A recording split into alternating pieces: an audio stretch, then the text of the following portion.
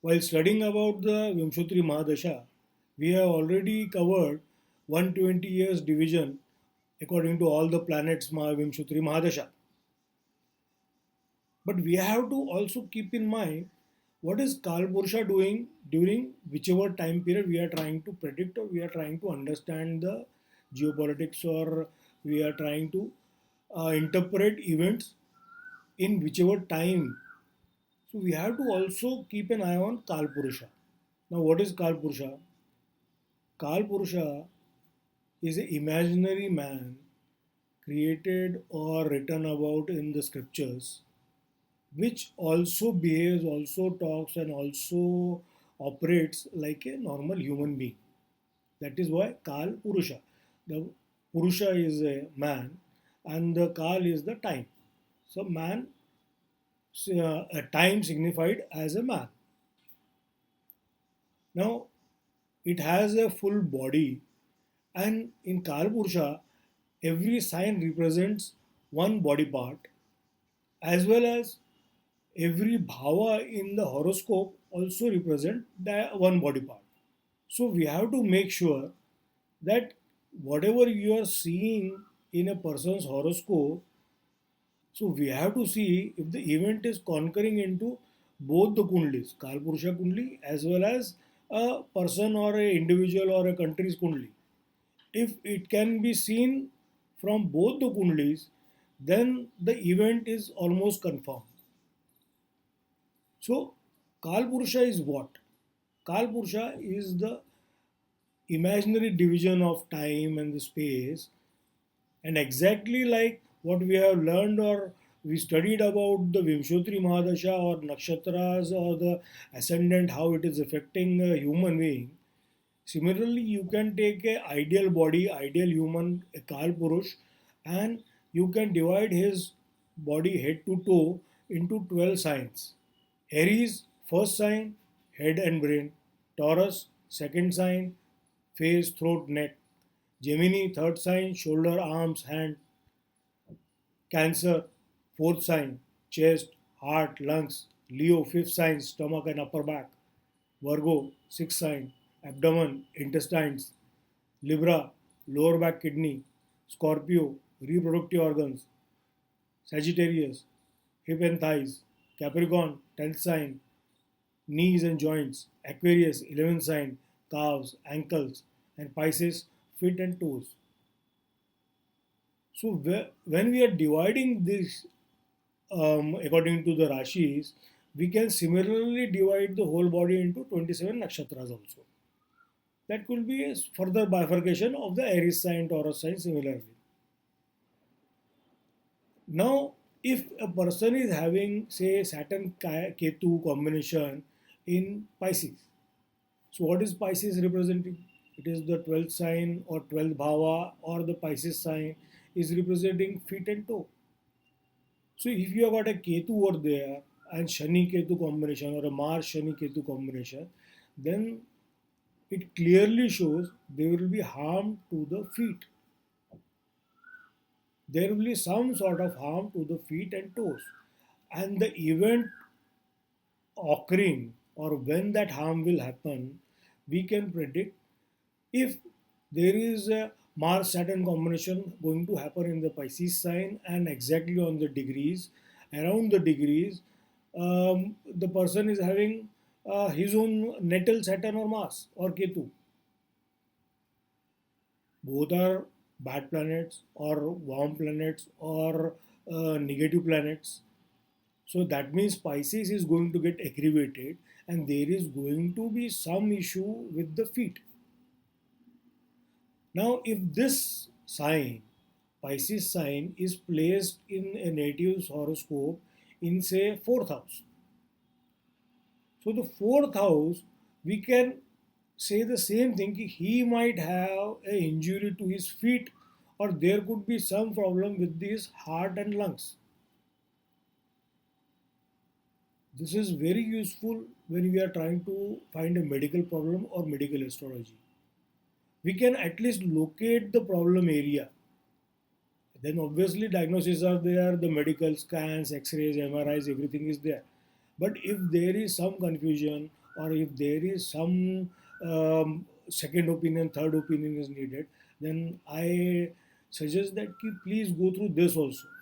If you have got a 2 3 planet combination in one Rashi or one Nakshatra, and there is some transit happening over that nakshatra or this, then do check medically also if it is creating some problem. And in 99% cases, you will find yes, there was some problem or there is some problem in that period.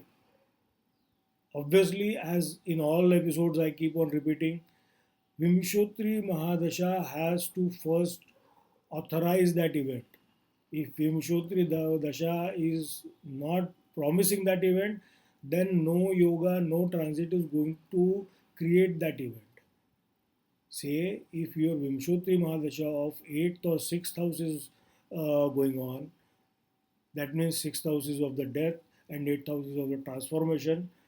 And then at that time, on a critical place, say on the second house, you have got a Saturn Ketu combination. On that, Saturn transfers or Ketu transits or Mars Ketu transits, then you will have some irritation in your throat or eyes. This is a simple way of predicting or judging where you are going to get hurt. So what we are matching? We are matching a Kalpurusha Kundli. A normal human being should have Aries as a head, but you may be born in Capricorn ascendant or Capricorn Rashi. So for you, both the things will work, Capricorn or Aries. If there is a negative alignment happening in the Capricorn or Aries, you should be careful about your head. It's as simple as that. And this you can check in all the horoscopes which you know of, like your family horoscopes and all, and you will realize yes, this is a first thing you have to understand कि Mahadasha first has to promise. It will not happen in every time a planet transits over that combination. But if the Mahadasha is also wrong and the transit happens over there, then the event is promised. Some sort of deformity, some sort of medical problem, some sort of issues will happen in that time. Similarly, the events can be predicted about the world also. Like today, when I am recording this episode on 16th of March 2026, Sun is going to transit into the 12th house, that is the Pisces. So the Pisces is 12th house of the Kalpurusha. And there is already Saturn sitting over there. And the more planets will be moving into Pisces very soon. So till the month of April and by the till the end of April, there will be major changes happening on the world platform. War is already going on, so you might say ki, this is easy to predict. No, every time there are planets like Jupiter, Rahu, Ketu, or Saturn in Pisces, and the Sun and the other bunch of planets also join it, there will be events on the global level. You can cross it, you can cross check it. Why this happens? Because the Kal Purusha Kundli goes through a reset at this time. Minor, major depends on number of planets conjuncting into the 12th house. 12th house being Pisces, the last sign for the Kalush Purusha. When the Sun and other planets move into Aries, the new start or refresh process starts. And when it reaches Gemini, the refresh process in front of people. So 11th house, you will see the peak, that is the Aquarius sign. If you have got more than 5 planets in Aquarius sign transiting in Kalpurusha Kundli, it will show peak of something. New inventions, new research, some definitive victory, some peace movement, something definitive. But as it goes into the 12th, the dismantling of the whole yearly long cycle, and from 12th to 1st to 2nd, the new creation will happen, and in the third people in the world will realize that there is a new order because the Kalpurusha has gone through a reset. That is how repetitive pattern or repetitive time or cyclical time is easily found in the nature. That is why I say that all the media, all the newspaper, all the schools, all the studies are focused on one event. One king conquered XYZ country.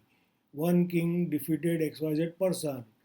But that event or focusing on that event is easy for a normal human being because he is going to live for a 50, 60, 70, 80 years.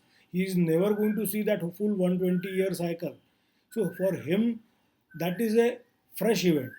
But when you look at a 120-year cycle, and that to Kalpurusha Kundli, and the events, every time there is a cycle of Saturn, or there is a cycle of Jupiter, or cycle of Sun, or Rahu Ketu, and the planets move in a certain sync. That is like every 120 years you will find Jupiter and Saturn in the same sign. So that is the time you will see certain events repeating over certain geographical land. What is happening right now in Iran, or what is happening in Ukraine. You go back 120 years back in 1905 1906, you will see some similarities, some war, some deaths happening, some famine happening, somebody invading, somebody threatening. It won't be exactly same because the people are different, their horoscopes are different. There is another episode where I had talked about the Iran war, where that is the reason saw seen the global 120-year cycle, then the United States horoscope, Iran's horoscope, and the Trump's horoscope. Because it is just not the Kalpurusha which is dictating, it is the characters who are alive at that time and their horoscope also dictating anyway. So if you look at these three, four parts, you will know the what is going to happen with surety. You will be more clear about what is going to happen if you take Kalpurusha also in your calculations while predicting.